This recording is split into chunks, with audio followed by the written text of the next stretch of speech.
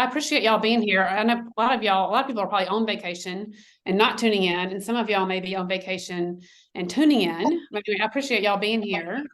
And we'll all be on vacation later, maybe. I'm going to the United States. Lorenzo, tu dove vai per l'estate? I'm going with my motorbike in Spain. Oh, awesome. That sounds fun. Yeah. Motorbike trip through Spain. I'm not so sure. Do you have to wear leather? With my son. It sounds even hotter. I don't know. Maybe I prefer something with air conditioning. It's a little bit too much for me. All right. So let's get going. I'm going to share my screen. I always forget how to do this. Lorenzo. Yes, we just started. Let's see if I can take us outside. You want that I leave the mic on open or not? No, chiudiamo lì. Okay. Lorenzo, y'all hang on one second. I have a new computer and there's a little bit of things that aren't. Lorenzo, mi puoi venire su un attimo perché mi dice che non posso condividere lo schermo. Arrivo. Originally from the Oh, that's right. Forse ho risolto, però. Forse.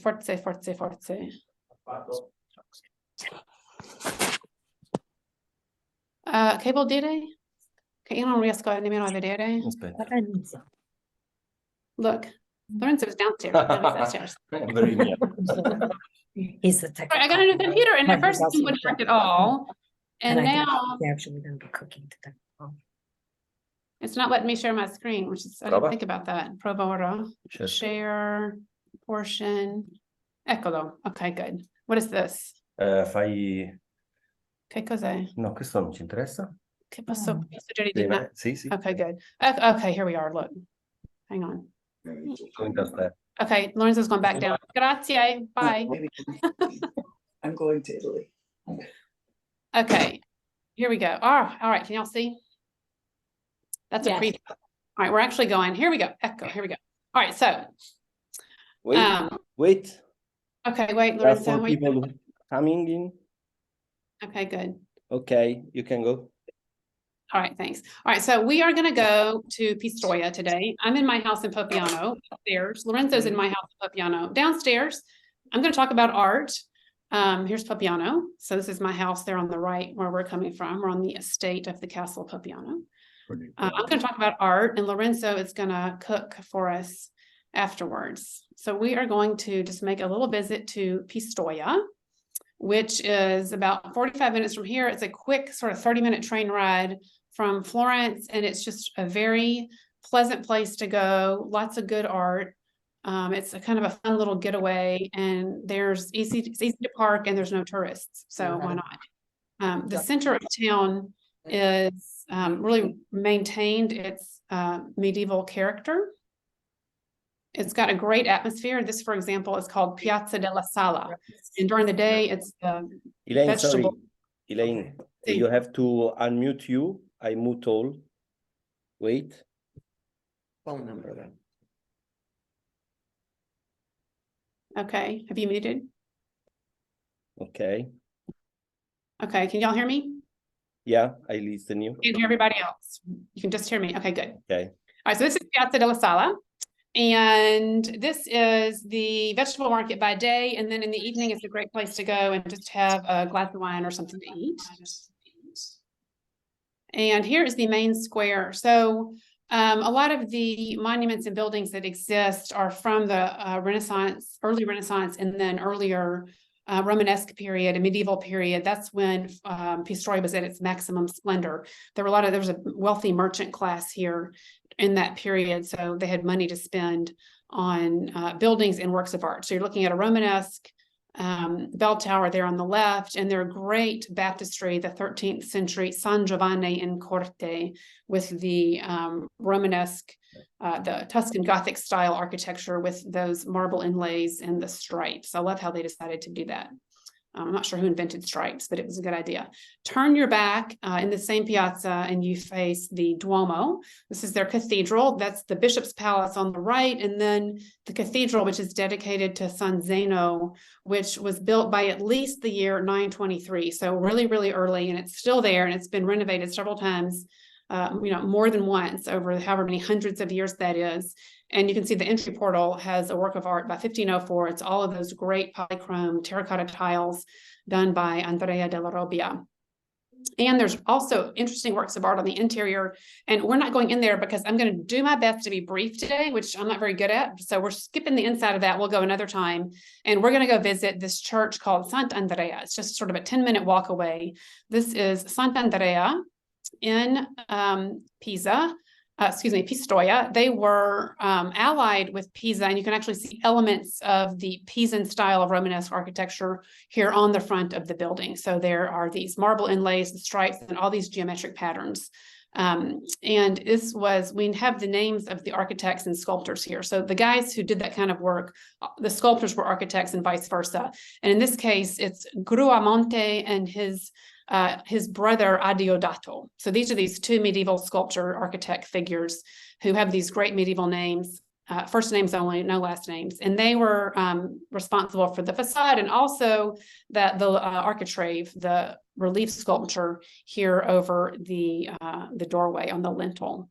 Here's kind of a close look at the geometric detail, really, really intricate. And then you can see the lintel is actually a sculpture, a relief image of the three kings coming to first visit with Herod. They stop and visit with King Herod. Herod says to them, "Oh, you're on your way to find where this newborn savior is, the newborn king of the Jews, as it were, at the time. So when you find out, just come back and let me know. And, I would appreciate the information." So they say, "Okay, sure." And they proceed, and here they are bringing their gifts to the Christ child. And here's Joseph hanging out in the background as he does. And then below that are these great historiated capitals. So the capitals on top of these pilasters were done by a different medieval sculptor. His name is Enrico. And here's just two little examples. On the right there, you see the visitation, the famous handshake. So there's Mary and Elizabeth meeting. They're both pregnant, one with St. John the Baptist and Mary, of course, with Christ. And then on the left is the Annunciation to the shepherd. Great scene. Of course, the first people to learn about the birth of Christ the Savior were shepherds, the most humble on the planet. And here's the angel annunciating to the shepherd next to this great little stylized palm tree. And then above them, over the door, is a sculpture of Sant'Andrea, Saint Andrew. And we don't know who did that. It was clearly done a little bit later, and he seems to have been influenced by a later artist. We don't know who, but one could guess perhaps Giovanni Pisano, who worked in the interior of the church. So we're going to talk today about the artist Giovanni Pisano, in particular the pulpit that he did for this church here in Pistoia. And the pulpit is down on the left, going down towards the altar about halfway. And here it is. So this is the church, which was the title, the classification of the church was Pieve Cittadina. It was a city parish church, and it had the right to keep civil records. It baptized babies and kept the records for baptisms, marriages, and deaths. Their priest here, the parish priest, was called the plebanus, and he was second in line to the bishop, so he was pretty high up there. And in the late 1200s, the plebanus here at Sant'Andrea was called Arnaldo, and he wanted a new pulpit. So the pulpit is where he goes. He would climb up in here, stand up here, place the Bible on a lectern, and he would read the gospel, and then he would preach to his congregation from the pulpit. And he needed a new pulpit in the late 1200s, and he had the ability to really bring in the best of the best. And he's kind of snagged the great Giovanni Pisano to do this pulpit for him. Giovanni Pisano was a sculptor and architect. He was born to the great sculptor architect Nicola Pisano. We're going to talk about Nicola next time. Nicola was actually from Puglia. So next time we all get together, we're going to talk about Puglia. And we'll talk about Nicola Pisano as well. So Nicola came from Puglia. We don't know a heck of a lot about him, but he had a really illustrious career in Tuscany. He was based in Pisa, where Giovanni, his son, was born. And he had really major building projects, the most important building projects throughout Tuscany. And Giovanni was hands-on involved in those building projects. And even after his father died, took over as kind of head architect. Some of those projects were, for example, the Duomo of Siena. Y'all may be familiar with this. I imagine lots of y'all have been to Siena and seen the Duomo.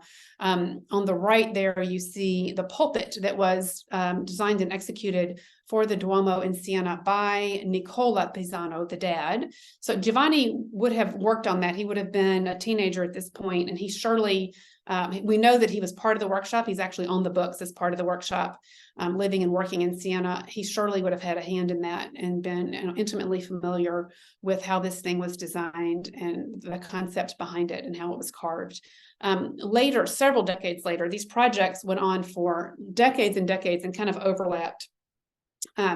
Nicola passed away in the 1280s, and from 1284 to 1296, that's several decades later, Giovanni became capomastro of the building project here, the building works for the Duomo in Siena. He's personally responsible for the lower half of the facade, including its very rich sculptural ornament that's on the exterior of this church. The upper half of the facade was actually completed literally a century later. So the lower half is all the hand, though, of Giovanni Pisano. Giovanni also was involved in the building project here at Pisa. This is the Piazza dei Miracoli. You can see the Leaning Tower of Pisa there in the background, the Duomo in the middle ground, and the baptistry in the foreground. This also went on for many decades. The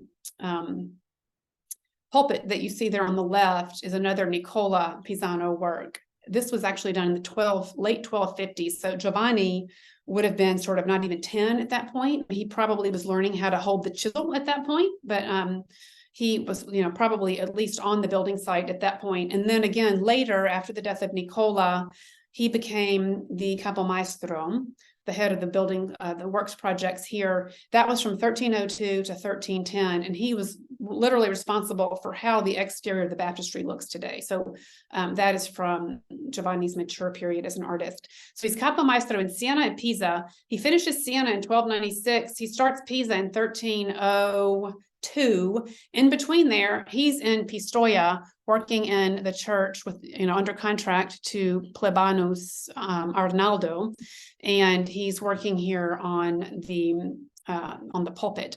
So again, he is basically one of the most influential artists of his day, and it was a real feather in the cap of Arnaldo, but also the city of Pistoia, to have a work of art that was conceived just for them and executed by Giovanni here in this church. A inscription was added later, and after the work was complete, they added an inscription, and it refers to the fact that Arnaldo, the Plebanos, commissioned the work, and it refers to Giovanni Pisano, and about him it says, "Lodatissimo artefice che in questo pulpito seppe superare il padre in sapienza." Il padre in sapienza. Much praised artist who in this work knew how to exceed his father in mastery. So the fame of Nicola Pisano was kind of spread far and wide, and then that of his son did as well. So this was kind of a feather in the cap for Pistoia. So let's take a look here at the pulpit of Giovanni here in Pistoia. Again, it was sculpted between 1298, 1301. It's hexagonal, kind of, the form looks basically like the ones that his dad did in the preceding century, preceding decades.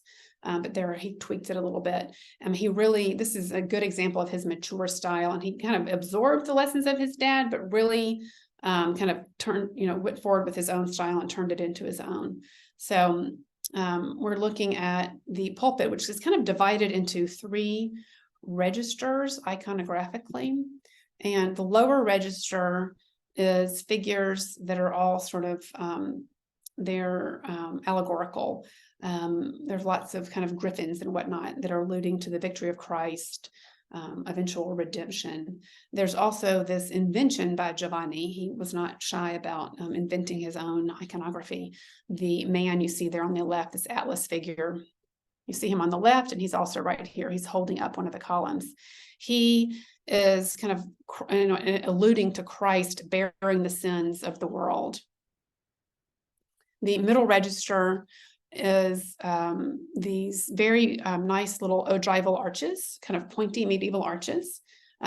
Nicola was actually using rounded arches, and which the world adapted shortly thereafter. But Nicola went with the more pointy ogival arch, which literally kind of illusionistically, kind of visually adds some height to the structure. So architecturally, he decided on that kind of an arch just for the kind of visual height that it would lend to the overall work. And then there are figures of Old Testament and Jewish prophets and sibyls in the pinaki, which are these triangular areas that flank the arches, and then standing on the little ledges in between the arches. And there's an example of one there on the right.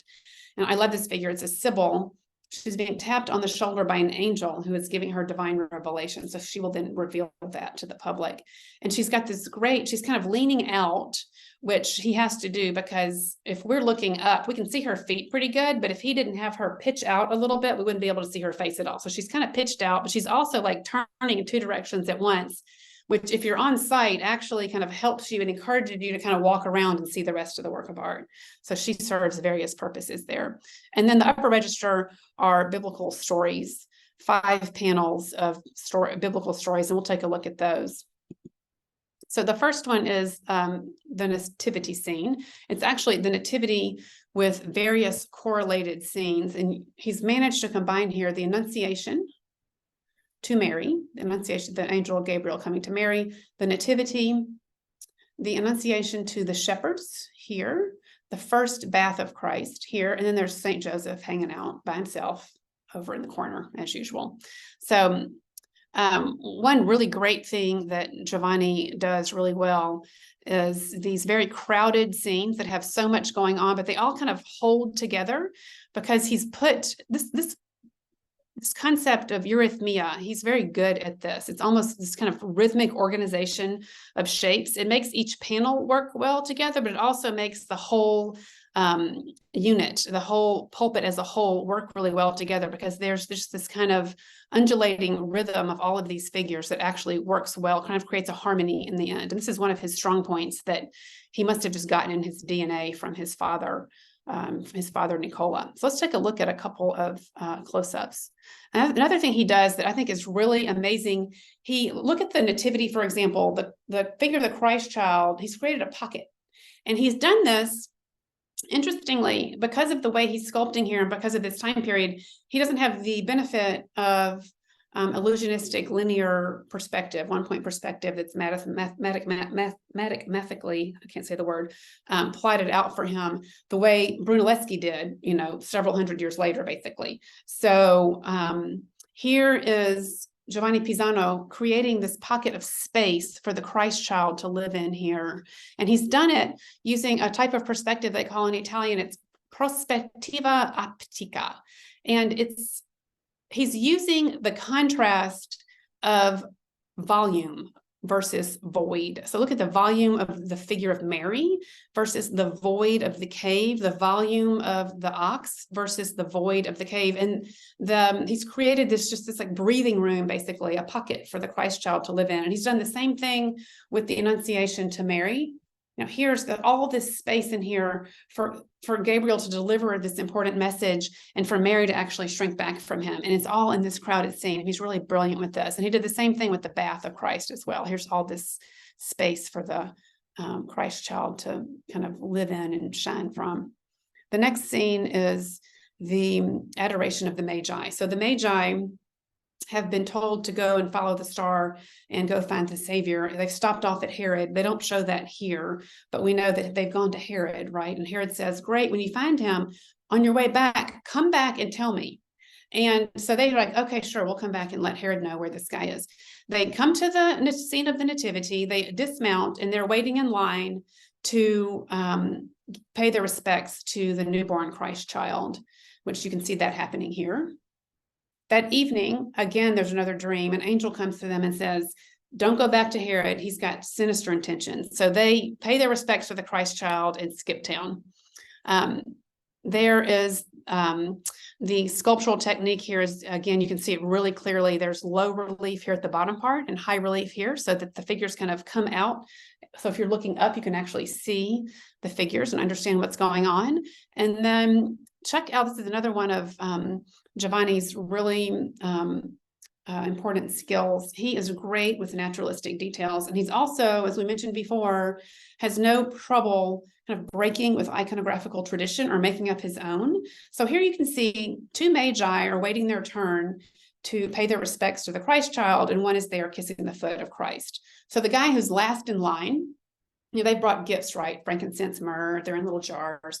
The guy who's last in line has stuck his gift up under his arm. He's got his hands folded kind of respectfully in front of him, and his gift is all up under his arm so he can hold on to it just by sticking it in his underarm, which I think is really cute.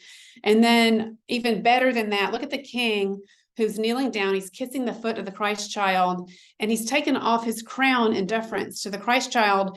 And instead of placing it on the ground at his feet, which you often see, he has threaded that thing through onto his forearm. He just like, got to get that thing out of the way. He took his crown off and stuck it on over his forearm so that he could then go and kiss the foot of the Christ child. Is that not just adorable? Giovanni is great at stuff like that.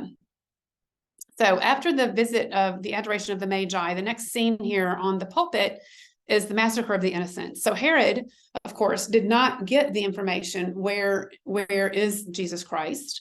The three Magi decided not to fill him in. And so Herod, if you recall, sent out the edict to just take care of the problem by killing every male child under the age of 2, the massacre of the innocents. And that's what's happening here. So Herod is in the upper right corner. His arm is extended. He has given the order to his men to kill every male child under age 2. And you can just see the mayhem that has broken out. Again, Eurythmia, very well organized. Looks like chaos, but it's not. If you look closely, there's lots of very nicely contained individual scenes. There's also a very strong diagonal that follows Herod's arm and then various body parts going all the way down to this corner. And then from here, the arm of one of Herod's men, another arm with a knife, and then a baby alive at this point, and then a baby dead, unfortunately, down here in this corner. So the intersection of these diagonals is the very center. And we'll take a closer look at that right now. It's a mother and child with pure fear on their faces. And this is another strong point of Giovanni, his willingness to really exploit expressions and his skill at depicting a very wide range of human emotions. And here you've got fear, power, pleading, grief. There's just all sorts of stuff going on. And he is extremely good at that. Here you can see this is the mother and child that is at the direct center of this composition. So you can see people are pleading with Herod. You know, even Herod's, some of the elders seem to be saying, you know, what are you doing here? And then his men are just straight out following orders. And then, you know, the women are just absolutely distraught. For example, here there's this, you know, this very kind of brutish figure, though. If you notice just the figure itself, it's volumetric, weighty, it's got real human proportions. And then the women are just cowering back in fear and trying to hide their children from this Herod's kind of warrior figure. And then here's one of these scenes of grief, which is just heart-wrenching and includes another just, you know, really extremely heart-wrenching detail, which is this mother who's grieving her child. She has actually taken, you know, the dead baby's forearm in her hand as she leans over him in her grief. Really, it's just incredibly moving. From there, Giovanni moves on to the crucifixion scene. And you can see Christ in the center. The two thieves are on either side of him in the upper corners. There's that great scene of Mary kind of swooning with Mary Magdalene and the grieving St. John figure, which you can see here. And then on the right, the detail, which was actually taken, looks like somebody was standing up in the pulpit to take that. It's interesting to see it from up above, but this sculpture really works from any angle you look at it. And then notice the angles here between the panels are images of the evangelists here. Here's an angel holding a book of the Bible, and then there's a symbol of St. Luke. So it's all figures that relate to the New Testament. And then the final scene is the Last Judgment. So you've got Christ in the center up in heaven, and he's flanked by evangelists and choirs of angels. And then inside the scene, the blessed are on Christ's right. The damned are down there in the bottom on Christ's left. As you can see, that kind of scary, there's a scary devil figure down here. So Giovanni Pisano, we've just seen this one work, but with his use of humanism, naturalistic details, expression, volumetric figures, his way of sculpting, creating space and harmony, he really was kind of the bridge between medieval sculpture and what came next, which is Italian Renaissance. That's very broadly speaking, but if you look at the very decorative symbolic type of imagery that was created by Enrico, this is the adoration of the Annunciation to the Shepherd that we saw in the Capitol there on the facade of this building. Artists like Giovanni, people in his generation, and Giovanni in particular, were responsible for kind of bringing us up to the next level, which is represented here. I chose two images, early works by Donatello, who was really the first Renaissance sculptor. So the bridge between this by Enrico and then this kind of work by Donatello was provided by Giovanni Pisano. And even further, there are modern contemporary artists who, such as Henry Moore, you see a work by Henry Moore here called Mirror, Knife, Edge. This is a bronze from 1977, and it's at the entrance to the East Building of the National Gallery of Art. That's where I worked before I moved to Italy, so I used to go by that every single day on my way into work. Turns out that Henry Moore referred to Giovanni Pisano as the first modern sculptor because he took the art world from this to this. And, 1977, he's being recognized for that. So, I mean, he's quite an important figure. I've included just a couple of other images here by Giovanni because we just looked at that one. So here's a mother and child on the right, and then here's a couple of more kind of just randomly chosen images from both Siena and Pisa. And of course, you can also go to Pistoia and other places in Italy to see Giovanni Pisano's works. So back in Pistoia, earlier this month, here we are in the piazza in front of the Duomo. Earlier this month, they had their monthly antique fair. They have an antique fair on the second Sunday of every month, kind of like Arezzo does, but fewer tourists. Earlier this week, they had their Palio. So July 25th, the feast day of St. James, they have their Palio in medieval costume, horse race, jousting, and whatnot. The photo on the right I grabbed from the Pistoia Sport magazine website, and they reported that the Contrada Cervo Bianco, the white deer neighborhood, won for the second year in a row. So go white deer. This is kind of reminiscent of Siena, but again, fewer tourists. Pistoia is a nice place to visit. So for the 25th of July, feast day of St. James, they also send the firemen up in a bucket truck to dress St. James. This is the statue of St. James, who is on top of the Duomo up here, pinnacle on the Duomo, and they give him this red pilgrim cloak with the pilgrim shell attached to it. So he was dressed that way for his feast day, and on his feast day, everybody in Pistoia makes macarone sull'anatra, pasta with duck ragu. So these are the ingredients in the duck ragu, which Lorenzo has been working on. So we're now going to go into the kitchen. Lorenzo, vuoi che ti faccia un pin io or fai tu? Okay. Okay, right, I'm going to pin my video. Arrivo. Yeah. Devi disabilitare la condivisione dello schermo. Che devo fare? Disabilitare la tua condivisione dello schermo. Oh, grazie. Sorry, didn't know. There we go. Posso chiudere? Oh, lascio così. Okay. Okay. Did you see me? So, hi everybody. I'm going to cook for you for this first time in my life. So I wait Elaine. So I should. Va bene questa inquadratura? Preferisci? Io penso che va bene. Ok. Ma il chat dov'è? Il chat è qua. Io non riesco a Ok, leggere, wait. va bene uguale. Ok. Se put the chat over here. Questo lo voglio qua. Wait. Okay. Questa è la chat. Ok. Ok, bene. I'm so serious. Go ahead. I'm hi Brenda. I'm not in Florence. I'm in Poppiano.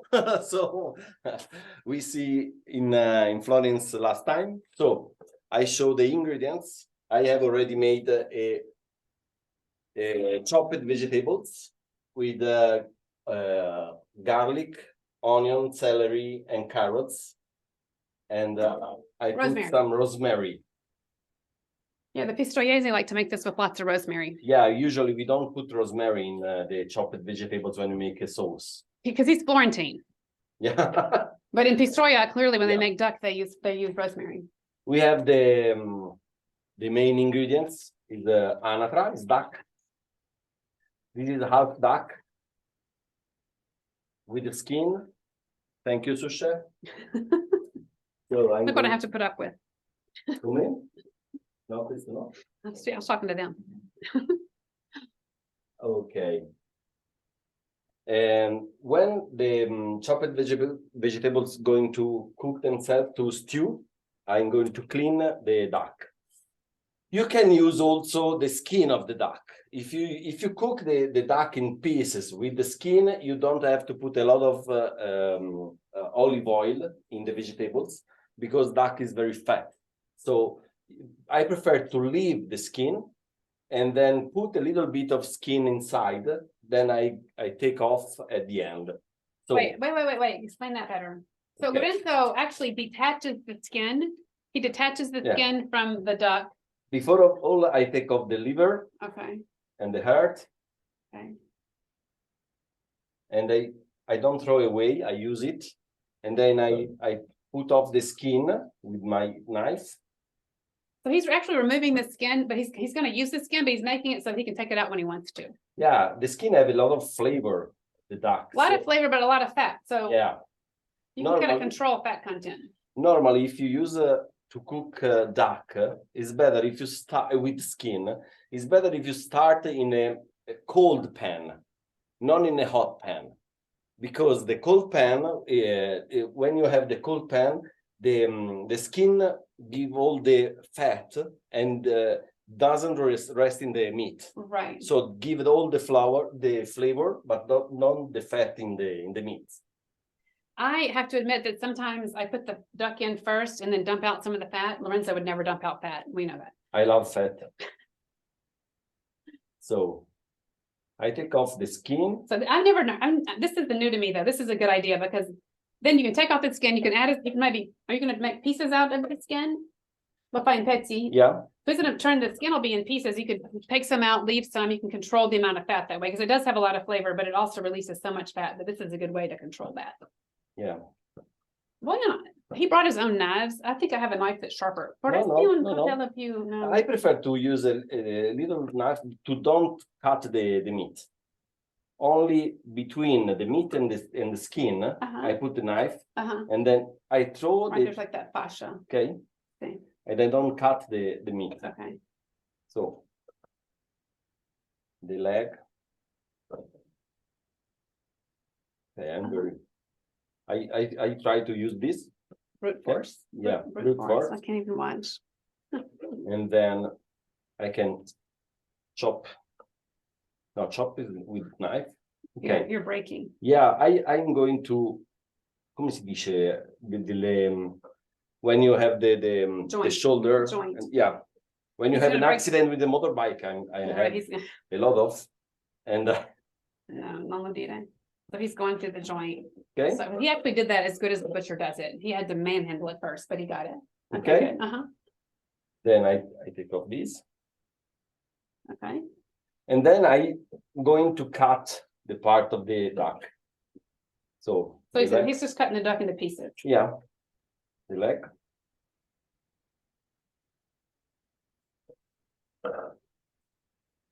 The butcher doesn't do that. Yeah, the butcher does do that. If you go into the butcher, you can ask to do for you. Exactly. That's what I do. Yeah, I prefer to make. I have some satisfaction inside satisfaction to cut duck. I love to work with the hand. So I have the breast.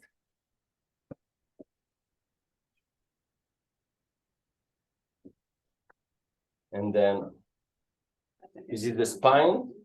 I cut it in the half, and I put with all the bones. Okay. Meat side down. Just on. Pardon and jus. Yeah. And if I want to give a flavor, I take some pieces of the skin. Then I leave before serve. So I You think remove it's enough. before serving. Yeah. Question? I put I'm going to browning the meat. So after when the meat is browning, I put a little bit of wine and then the liver and the heart. Okay, yeah. good. That's an important part of the Pistoiese recipe is some innards. I like to use some innards. If you think okay, the Pistoiese recipe want tomato sauce. Also, we have. I don't know if y'all noticed in the recipe list. I put parentheses around the tomato. We had a discussion about that. Yeah, but I prefer to use to have a white.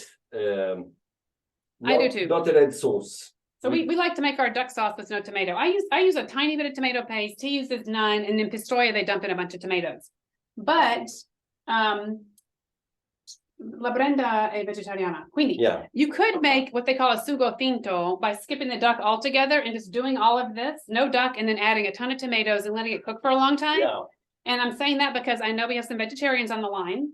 So the Pistoiese, they don't do that for St. James Day, but if you want a nice tasty sauce that's vegetarian, you can make Lorenzo's sugo finto. Yeah, I love it. That recipe. My granny made a lot of time for me, and they is an ancient recipe. I think that I told you another time that when the ancient people have no money to buy meat, but they want to make the Sunday meat, the Sunday dinner.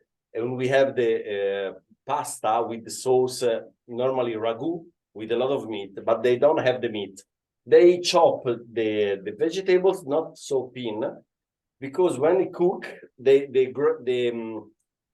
shrink. Yeah, no, the texture of the sauce is similar to the ragù. Okay, so if you leave your carrots kind of chunky, you actually have something to bite into. So they call it sugo finto, which it means fake sauce. So if you don't have meat in the house, in the mouth they seem to have some meat, but you don't have meat. Right. So this is going. We're going to let him brown that a little bit, and I'm going to take this moment to tell y'all. Y'all may have noticed this in the announcement, but Lorenzo is now on board for helping out with some of our trips. On board because on ship. On ship. because on Puglia we have a lot of...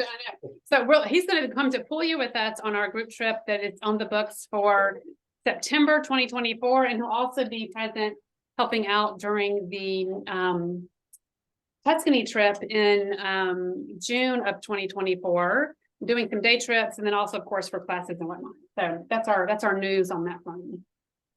So this is kind of starting to brown. I think this qualcuno ha scritto. Oh, no, I'm not paying enough attention. Oh, good. So, okay, good. Mio marito Qualcuno dice che noi dovremmo cantare un duetto. Okay. We're duetting right now. Else? Yes, and so if you want some rain, we can sing a lot of rain, because we say in Italy, if someone is not able to sing, it makes rain. I didn't know that. Oh yeah, I think we would make rain, which actually might not be a bad idea. Kind of dry out there. All right, that's looking good. Quanto tempo ci vuole? Qui ora ci possiamo già fare un po' di sfumato, lo possiamo sfumare. Okay. We need a little bit of wine. Potevi dare anche la bottiglia. Okay, if you make a sauce with tomatoes, you can use red wine. If you leave without tomatoes, it's better white wine, only for the color of the sauce. So, thank you. You're welcome.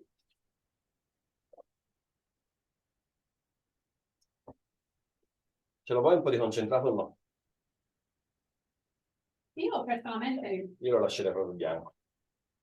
I'll just show them what it looks like. Dall'altro è rosso, quindi. Okay. I use Sì, concentrato.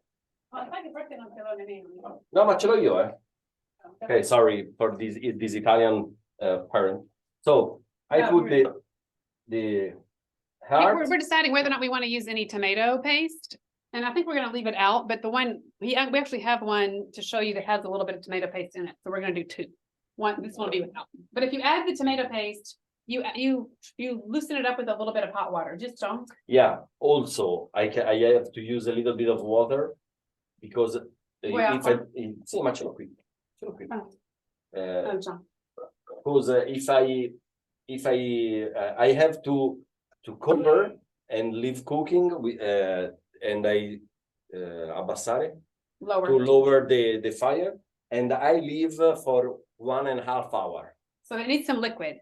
So you Yeah. can either add wine and then a little bit of water, which is what he's gonna do, or you can add with your hot water, you can add a little, just like a little, maybe Okay. tablespoon or not even that much of tomato paste if you want some more tomato. I show you the other. I have already made another sauce with the same way, but with a little bit of tomato sauce because we cannot wait 1.5 hours. So I.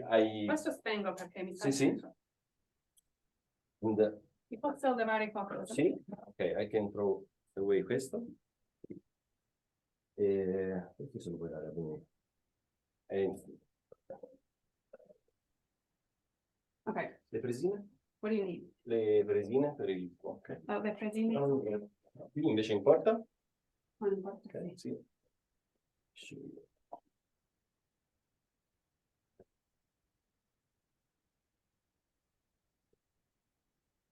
Okay, I show you the light. Okay, Ecco. this is the red version with sauce, with tomato sauce. Okay, I can try to show you the fat of the. Una spoon? Una spuma? E ti porto anche un piatto così levi quello che vuoi lavare. And I show you. Pepperiana però, per farli vedere. This is the fat of the Yeah. skin, but is the best part of the sauce. So the so- pasta will just absorb that. And you can serve already for example, the big part with the second plate. So like second basically, plate. what happens here is that the pan drippings with a little bit of shredded meat are used to toss with your pasta. And then the nicer whole pieces of duck are served as your second course. So after you have your pasta, then you would have this as your second plate. I show you the skin. Lorenzo, posso fare così? See? Brava. The skin. Okay, which we're gonna remove, hang on a second. You can put that here. The skin and the tutta, non ce n'è più. Okay, Okay, and then what they do? They take the bigger part of these they serve with like a second course, but the meat in the other part that I have.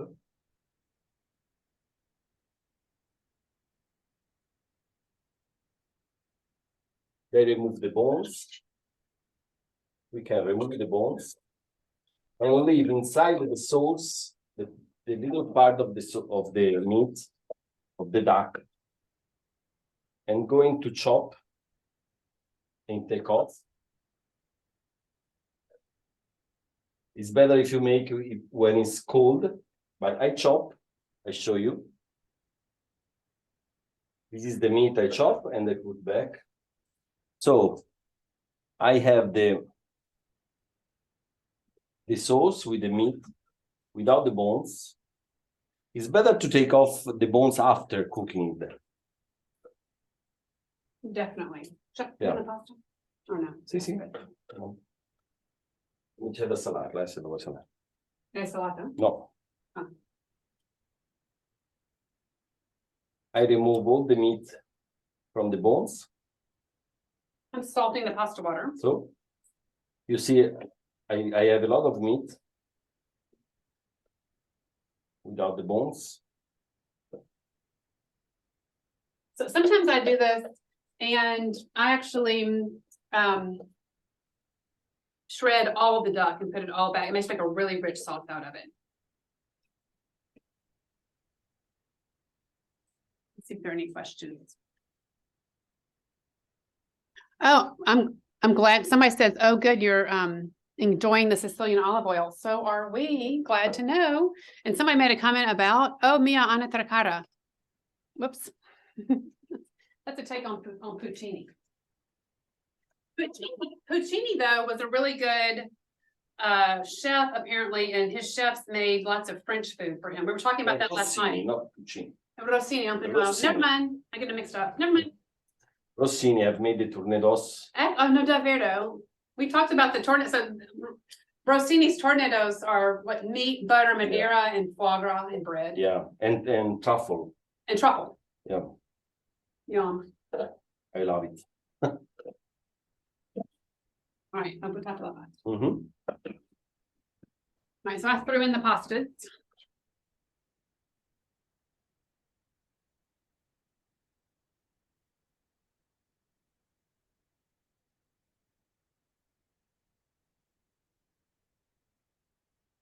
Saltiamo lì dentro o portiamo? No, No. non lo saltiamo, lo mettiamo sopra, senza saltare.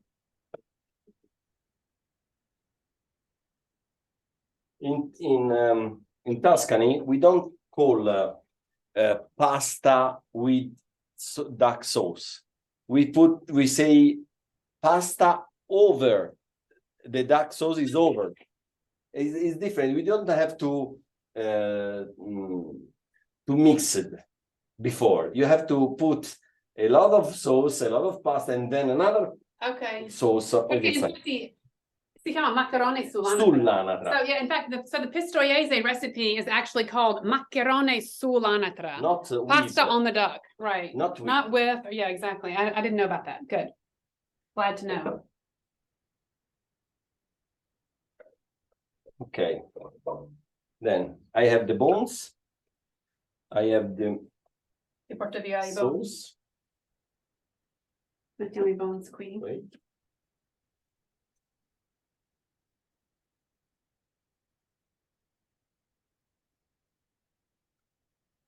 But that's an ugly plate, Lorenzo. What? That's a messy plate. Questo va via. Cosa? Ma Questo si mangia. Questo no, però. It's better if you use your mouth and your feet to take the bones and the meat, and you have to eat a lot of. Pasta 3 minuti, Come? La puoi anche levare la pasta 3 minuti. Dove ho messo il... Ecco. Le pinze ce l'ho io? No, ce l'ho. Gatto? Faccio così. No, c'avevo le pinze, scusa. Sì, ma va, funziona anche così. Le pinze? Qui. No, sono anche lì. Forse per l'ultimi due. Prendi da te. All right, so the pasta, this is fresh pasta, so it just takes literally minutes, 3 minutes to cook.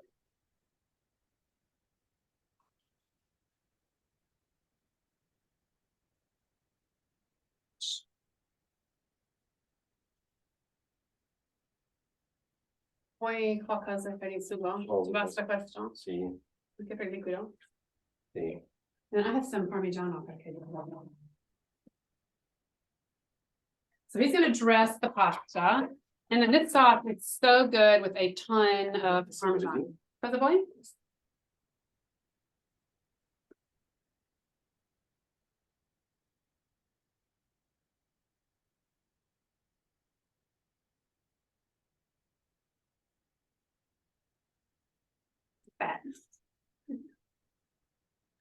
Doesn't that look so good? It's the yummiest It smells so thing. good. It has to have some Parmesan cheese on it. It smells so good. In Pistoia, they use pecorino, but I don't have that right now. We're using Parmesan. Eccolo fatto. Okay, we need a fork. Right. Lorenzo's gonna eat some for you. We have to try. I show you. Okay, Provi. I'm not sure that it's good. I have to try. Wait. I think it needs more salt. Yeah, why not? No, it's perfect. Okay, you see there's All right, this is perfect. This is how it's supposed to look. and yeah, Except for there's a piece of rosemary. yeah, rosemary. But you see the fat in the Yeah, yum. okay, this is the best part of the sauce. and the damnation of my personal coach. I don't have a personal coach. And we'll take you. I am my personal chef, but I don't have a personal coach. So I have to try. You want to try? No, you go first. I'll try second. How was it? It's not good. It's terrible. I'm gonna be the judge. though. Is it hot?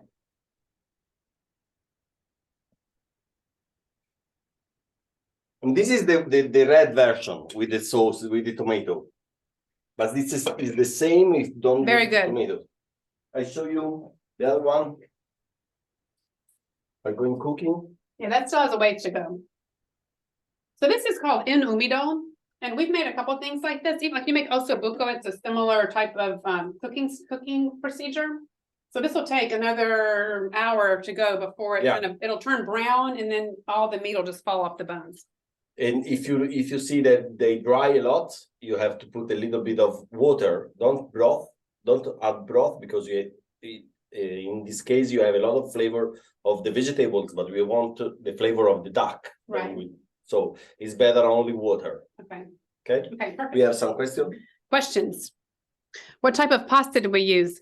We used This is tagliatelle. yeah, tagliatelle, fresh egg pasta with tagliatelle. And somebody else asks then, Maccheroni, for example. you can use macaroni. You can also use mal tagliati, just pieces that are just cut irregular, like if you make your own pasta. And I'll send you the pasta recipe. You can just roll it out and cut it into irregular pieces. That's what they do. And someone has said, Lorenzo, perché non fai mescolare con la pasta in pentola? Because for some reason, it's macaroni sul anatra. Wait, I'm going to try. It's better if it's a little bit cold. Really? Mm-hmm. Who knew? I did not know that. You don't need to mix in the pan. If you have fresh pasta, you have to be very careful when you cook, because if you cook a lot, for example, 3 minutes, and then they continue to cook. And they'll break. The pasta going to break. They'll So break. you This is don't a really delicate pasta, so he decided not to do that. Just to make sure and they stay whole. you don't need to, come si dice saltare quando si fa? Saute. Okay, you don't need to saute because the fat of this kind of sauce stick to the pasta very well. You don't need to. And even if you mix them up when they're hot, the pasta actually absorbs some of that liquid, absorbs all that good flavor in the sauce. So you're good if everything's hot when you put it together. Lorenzo, c'è un'altra domanda che dice qualcuno non riesce a avere l'anatra, si può usare un'altra volatile? Okay, this kind of preparation is good. The question is, what if you don't have duck? Okay, normally we use this kind of sauce with all the birds that you can hunt. For example, fagiano. I don't pheasant. Okay, and you can also make the same thing with the chicken, for example, but the chicken is very the flavor of the chicken is not so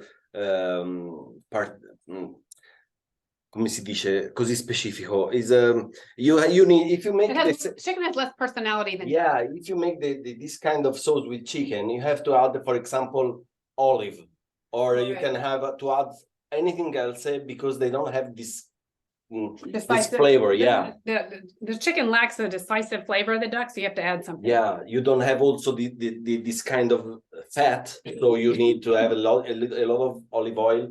But if you use, for example, fagiano, pheasant, is better because the flavor is decisive.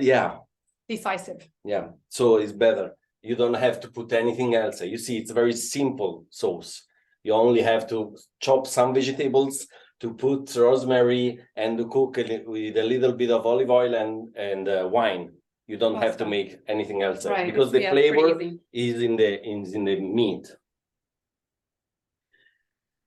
Somebody says goose, perhaps, yes. Goose, yeah, why not? Lorenzo, say benvenuto in Florida. Lorenzo's got a... Yeah, I take an airplane and I come. And someone says, okay, here's a question. I never know how much salt to use and end up eating too much during the meal. trying to salt correctly. C'è qualche idea per come salare bene senza Allora, you see that I don't put salt. salt. I don't put salt and pepper. I prefer to cook without and add at the half cooking time, because you can taste and it's better to don't put a lot of. I see that I chop the meat and I add to the sauce. You can in this time you can taste, in this moment you can taste and decide to add more salt, because don't all the duck are have the same flavor. Okay, the best of when you find some meat that have already the same flavor is not a good meat. Okay, it's better. Some duck have more strength, so you have to put a little bit of wine, for example. But it's better to add at the end, for example, like this, because I taste the flavor, and I taste that I need a little bit of salt, and before we start the lesson, I add a little bit of salt, but not now. For example, so later when you can Yeah. actually taste it and decide. Yeah, it's better. Right. And then the pasta gets some salt too, and you actually add quite a bit of salt to the pasta water, but the pasta just it just picks it up on the outside, so it just kind of gives it another little oomph. Yeah, don't forget to put the salt in the water of the pasta, because it's not the same. For example, if you add salt in a sauce, it's not a problem if you add at the end.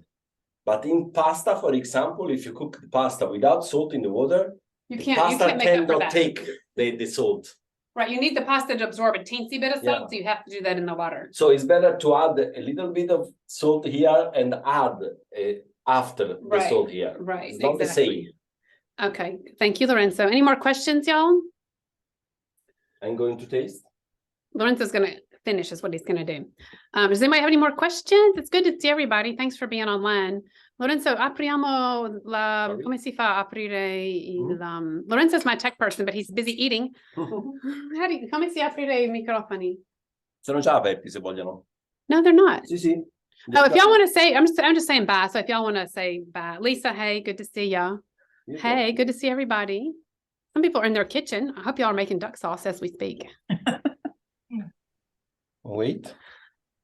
Okay, you can open your mic if you want. I think everybody, your mic is open if you want. All right, y'all, it's very good to see everybody. What time is it, Lorenzo? I want to know because I'm so bad about Hey, time. Elaine, Let me is see there that. more of the that olive oil that you have there? We're on our last bit. Is Yes, there we have more olive oil. Okay. Yes, if you would like to make an order for olive oil, let me know. I can get it to you. And we also, our retailer in the US has some left too. So a little bit of stock left. If y'all want any, just let me know. We tasted that oil against 3 other oils recently, and yeah, I know this sounds like I'm pandering, but it definitely was the best. All right, good to know. Yay, yay, thanks. Glad to know. Yeah, I like it. With me. So yeah, if anybody needs any lovely olive oil, make sure duck sauce better and everything else for that matter, just let me know.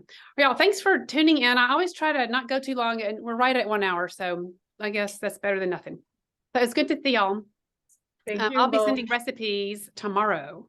Okay. I hope Bye. to see you in Puglia. And Thanks. Lorenzo I hopes hope to see you. you in Puglia next year. Yeah, come to Puglia. We're gonna have fun. Find a kitchen. We'll be cooking in Puglia. I can be your personal, not trainer, but chef. There's no coach. Yeah, you can't. Yeah, forget about the exercise. You can have that when you get back. Lorenzo will like keep you fed and be pouring glasses of wine and stuff. So yeah, we're gonna have a fun time in Puglia. So that'd be great if y'all would join us. All right, so I'm gonna say goodbye, and I'll be in touch with recipes tomorrow. And I hope to see y'all here, Tuscany or Puglia. Come visit. Bye. Ciao. Ciao. Ciao. Bye. Bye. Gracias.